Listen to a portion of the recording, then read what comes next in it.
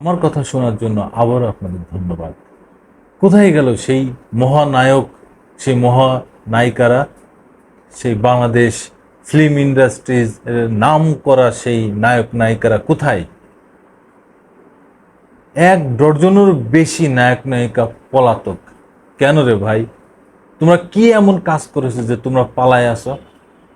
আরে পালাইছে তো বাংলাদেশ সরকারের সাবেক প্রধানমন্ত্রী শেখ হাসিনা, সে দেশ ছেড়ে পালাইছে।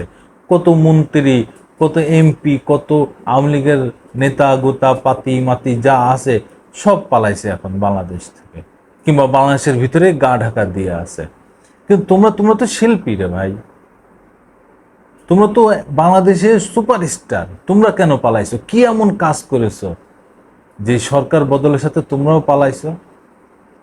নায়ক ফেরদৌস বাংলাদেশের একজন সুপারস্টার, বাংলাদেশের প্রতিটা মানুষ তাকে ভালোবাসে। আজকে কি এমন কাজ করেছো যে তুমিও পালাইছো? সব সময় দলকানা হইতে হয় না। নায়ক রিয়াজ কত সুন্দর লোকটা, হ্যাঁ, সবাই তাকে পছন্দ করত, এত মিষ্টি চেহারার একটা মানুষ। তোমরা তো শিল্পী রে ভাই, তোমরা তো গান বাজনা সিনেমা এইসব নিয়ে থাকবা। তোমাদের মানুষ স্বপ্ন দেখে, সেই স্বপ্ন অনুযায়ী মানুষ চলাচল করে, এখানে মেকআপ করে, ওখানে চুল এরাম করে, ওখানে এই করে, ওখানে এই করে, ড্রেস পরে, কত সুন্দর একটা ব্যবস্থা। তোমাদের দেখে দেখে এরা শেখে। আর তোমরা এমন দলকানা, এমন মানে কি দরকারে ভাই এই দলকানা হওয়া, এই দলাদলির ভিতরে যাওয়া? হ্যাঁ, তোমরা আর্টিস্ট, তোমরা সাধারণ জনগণের মনে থাকবা, হৃদয়ে থাকবা। আজকে কি এমন কাজ করেছো যে তোমরা পালাই গেছো? কি কাজ করেছো? এরকম আরো অনেক শিল্পী পালাই গেছে তার আত্মগোপনে। কেন রে ভাই? হ্যাঁ, আজকে বাংলাদেশের মানুষের কাছে তোমরা মাথা উঁচু করে থাকবা, আর তোমরা পালাই গেছো জনগণের থেকে। এই হচ্ছে তোমাদের অবস্থা। না, এইসব করা যাবে না। ভালো থাকার আর কোনো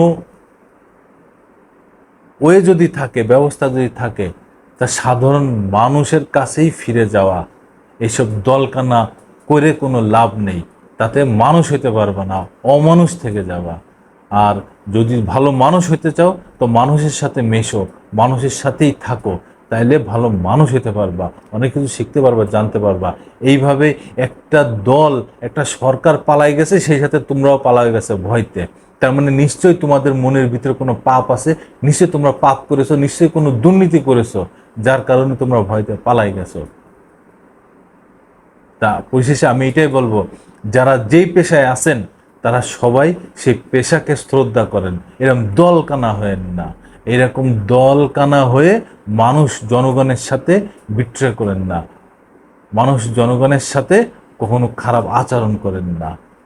ধন্যবাদ। আমি প্রিন্স, আবারও আসবো আপনাদের সামনে। শুভকামনা।